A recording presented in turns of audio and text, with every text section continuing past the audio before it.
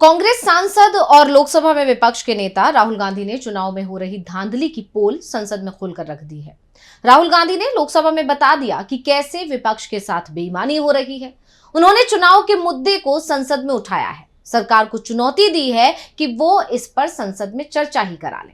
विपक्ष के पास जो तथ्य हैं वो सामने आ जाएंगे।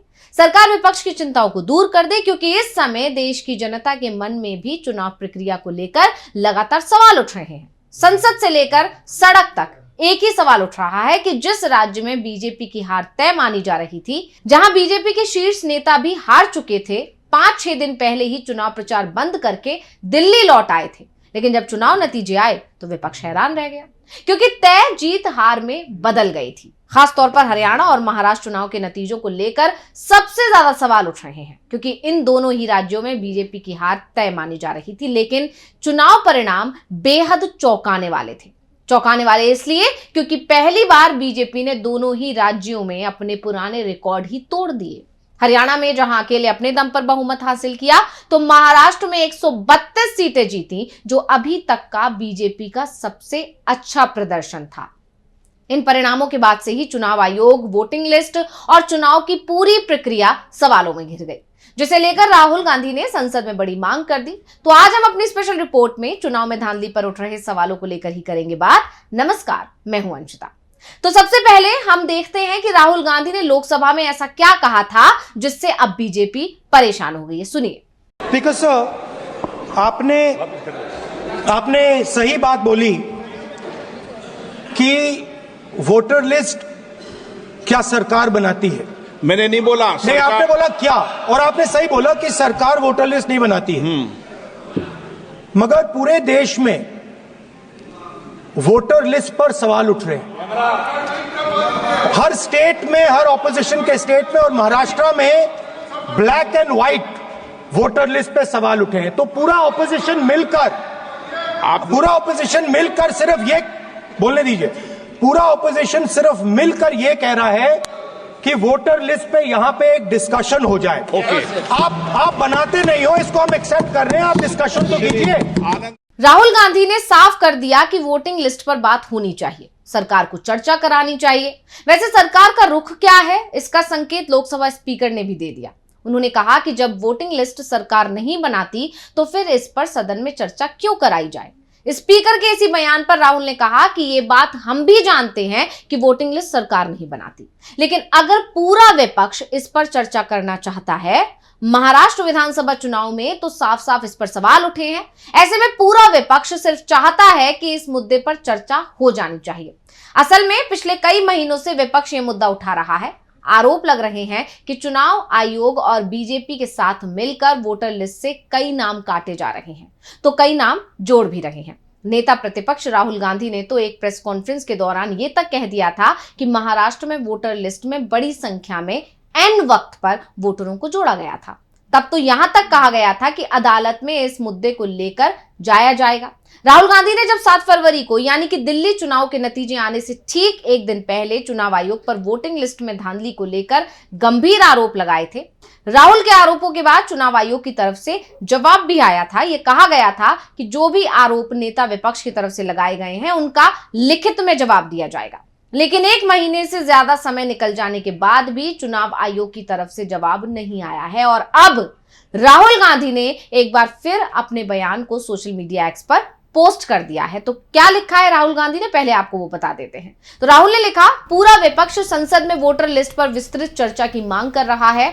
महाराष्ट्र की वोटर लिस्ट में गड़बड़ियों को लेकर मेरी प्रेस कॉन्फ्रेंस को 1 महीने से ज्यादा हो गया है, मगर पारदर्शिता को लेकर चुनाव आयोग से हमने जो मांगे की थी वो अब तक पूरी नहीं की गई हैं। सवाल आज भी वैसे ही बने हुए हैं। अब वोटर लिस्ट में डुप्लीकेट नामों के नए सबूत सामने आए हैं, जिससे और भी नए और गंभीर सवाल खड़े हो रहे हैं। लोकतंत्र और संविधान के मूल्यों की रक्षा के लिए यह चर्चा बहुत जरूरी है। तो राहुल गांधी के तीखे हमले के बीच अब कांग्रेस सांसद अजय माकन का भी एक बयान आ गया है, और उन्होंने मीडिया से बातचीत करते हुए कहा कि कांग्रेस और टीएमसी सांसदों ने स्थगन प्रस्ताव दिया था। अपने प्रस्ताव में उन्होंने कहा था कि यह बहुत ही महत्वपूर्ण है कि चुनाव आयोग ने खुद माना है कि देश भर में कई लोगों के पास ही मतदाता सूची है। चुनाव से पहले अचानक लोगों के नाम मतदाता सूची से कट जाते हैं या इसमें जोड़ दिए जाते हैं, और इन सब बातों पर चर्चा होनी चाहिए। ये लोकतंत्र का सवाल है। राज्यसभा के चेयरमैन ने इन मुद्दों पर चर्चा करने की अनुमति नहीं दी, इसलिए हमने वॉकआउट किया। हम इन मुद्दों को उठाते रहेंगे। वोटिंग लिस्ट के मामले को लेकर आम आदमी पार्टी के सांसद संजय सिंह ने भी सवाल उठाए। उन्होंने कहा कि चुनाव आयोग और केंद्र सरकार यानी कि सत्ता में बैठी पार्टी मिलकर सरकारी मशीनरी का दुरुपयोग करके फर्जी मतदाता बना रही है। महाराष्ट्र, हरियाणा और दिल्ली में उन्होंने ऐसा किया। अब उन्होंने बंगाल में भी यही सब शुरू कर दिया है। अगर चुनाव प्रक्रिया निष्पक्ष नहीं होगी तो एक ही पार्टी सत्ता में आती रहेगी और वो भ्रष्टाचार भी करेगी और धीरे धीरे लोकतंत्र ऐसे कमजोर होता जाएगा। ऐसे आरोप लगा दिए गए संजय सिंह की तरफ से। संजय सिंह के अलावा राज्यसभा सांसद कपिल सिब्बल का भी बयान आया। उन्होंने भी चुनाव प्रक्रिया को लेकर तीखा हमला सरकार और चुनाव आयोग पर बोल दिया। क्या कुछ कहा है कपिल सिब्बल ने, पहले सुन लेते हैं। देखिए, इलेक्शन कमीशन तो सरकार के कब्जे में है और काफी अरसे से सरकार के कब्जे में है। और जो आप लोकतंत्र की बात करते हो, अगर लोकतंत्र ऐसे ही चलता रहा और इलेक्शन कमीशन सरकार की पैरवी करती रही तो निश्चित रूप से जो नतीजे आएंगे वो आपके सामने हैं। तो ये व्यवस्था जो है, वोटिंग की जो व्यवस्था है,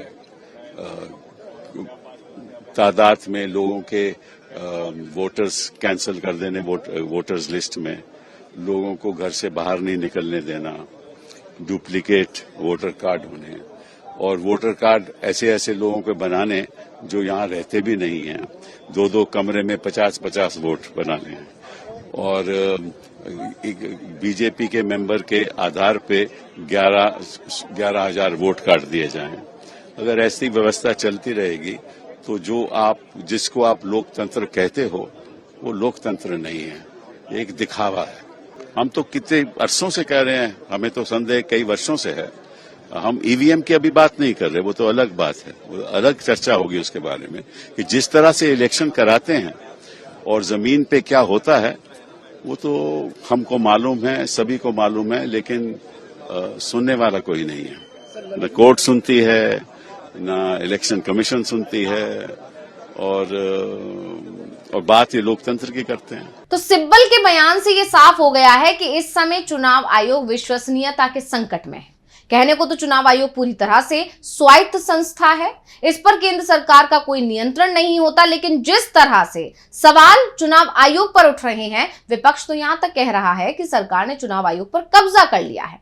जो सरकार चाहती है वो ही चुनाव आयोग बोलता है। ऐसे में लोकतंत्र पर ही अब सवाल उठने लगे हैं। वोटिंग लिस्ट के मामले को लेकर अब नए मुख्य चुनाव आयुक्त ज्ञानेश कुमार का तो ये मानना है कि कुछ गड़बड़ी तो हुई है, लेकिन विपक्ष के नेता राहुल गांधी ने उनसे वोटिंग लिस्ट महाराष्ट्र विधानसभा चुनाव और लोकसभा चुनाव की मांगी है, उसे नहीं दे पा रहे हैं वो। इसके अलावा सुप्रीम कोर्ट में भी मामला पहुंचा है, तो चुनाव आयोग ने 3 महीने का समय मांग लिया है। यानी साफ है कि चुनाव आयोग इस बात का स्वीकार कर रहा है कि गड़बड़ी कहीं ना कहीं तो है। हाल ही में पश्चिम बंगाल की मुख्यमंत्री ममता बनर्जी ने भी यह मुद्दा उठाया था। तृणमूल कांग्रेस प्रमुख ने पिछले सप्ताह एक ही मतदाता पहचान पत्र EPIC संख्या वाले कई मतदाताओं को चिन्हित किया था।